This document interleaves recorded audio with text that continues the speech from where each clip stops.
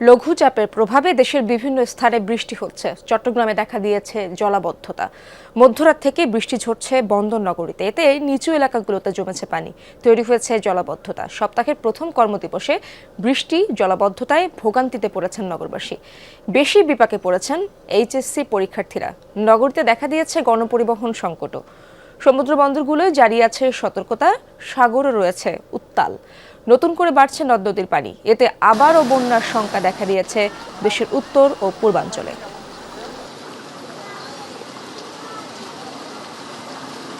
অথই পানি বিভিন্ন পয়েন্টে, কিছু দূর এসে এসে গাড়িতে নেমে আবার যাইতে চাইলে অফিসে যাইতে পারি। সামনে অফিস আগ্রাবাদের পিছনে যেতে পারতেছি না। আমি থাইরুকিয়ারে জব করি আর কি, ইন্টারন্যাশনাল কোম্পানিতে। দর্শক, আবহাওয়া পরিস্থিতি সম্পর্কে আরো জানতে সরাসরি যাচ্ছি চট্টগ্রামে। সেখান থেকে যোগ দিচ্ছেন আমার সহকর্মী জোবায়েদ ইবনে শাহাদাত। জোবায়েদ, আপনি সকাল থেকে জানাচ্ছিলেন যে টানা বৃষ্টি হচ্ছে, মাঝারি বৃষ্টি হচ্ছে। কোন কোন এলাকায় জলাবদ্ধতা তৈরি হয়েছে? আপনি যেখানে আছেন সেখানকার পরিস্থিতি কেমন দেখছেন? সিলন ফ্যামিলি ব্লেন্ডের কড়ালিকার আর সতেজ স্বাদের পারফেক্ট ব্লেন্ডে স্বপ্নেরা মেলুক টানা।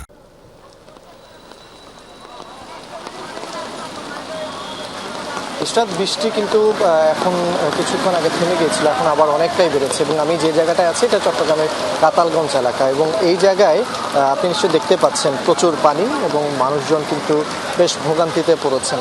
আর এই জায়গাটায় বেশ কয়েকটা হাসপাতাল আছে, পাশাপাশি এই কমার্শিয়াল স্পেসও আছে। এবং এর পাশাপাশি এই রাস্তা ধরেই কিন্তু অনেকে আবার চট্টগ্রাম কলেজ, মহসিন কলেজ, মানে যেই কলেজগুলোতে এইচএসসি পরীক্ষার কেন্দ্র পড়েছে সেখানে যেতে হয়। তো রাস্তাতেও যেভাবে পানি আছে, পুরো শাখা রোড, প্রধান সড়ক সবগুলোতেই কিন্তু পানি, একেবারে পানির নিচে তলিয়ে গেছে বলা চলে। আর এর আগে বেশ কয়েকটা জায়গায় আমরা গিয়েছি, যেমন চট্টগ্রামের মুরাদপুর, বহদ্দারহাট, সেখানেও কিন্তু পানি। বলতে গেলে চট্টগ্রাম পানিতে একেবারে থই থই করছে। আর যারা মানুষজন আছেন তাদের ভোগান্তি আমি সকাল থেকে জানাচ্ছিলাম, একেবারে ভোগান্তির শেষ নেই। সেক্ষেত্রে আমরা যেখানেই যাচ্ছি সেখানেই দেখতে পাচ্ছি পানির চিত্রটা। এবং খেটে খাওয়া মানুষ, কর্মজীবী মানুষ, তাদের সবচেয়ে বেশি ভোগান্তিতে পড়তে হচ্ছে। পাশাপাশি অভিভাবকদের সাথেও কথা বলেছিলাম, যারা এইচএসসি পরীক্ষার্থী নিয়ে এসছেন, তারা বলেছেন সকাল থেকেও কেন্দ্রে নিয়ে আসতে তাদের বেশ বেগ পেতে হয়েছে।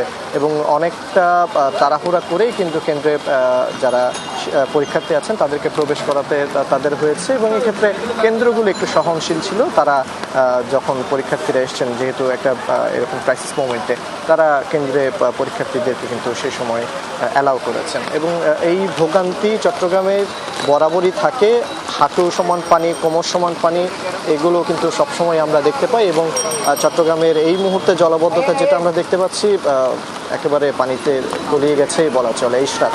জোবায়েদ, ধন্যবাদ আপনাকে। দর্শক, আমরা এবার রংপুর যেতে চাই। রংপুর থেকে যুক্ত হচ্ছেন আমার সহকর্মী সরকার মাঝহারুল মান্নান। মাঝহার, আপনার কাছে জানতে চাই সেখানকার পরিস্থিতি। আজ তো এইচএসসি পরীক্ষা শুরু হলো, তাদের ভোগান্তির চিত্র কেমন দেখেছেন এবং সবশেষ পরিস্থিতি জানাবেন আমাদেরকে।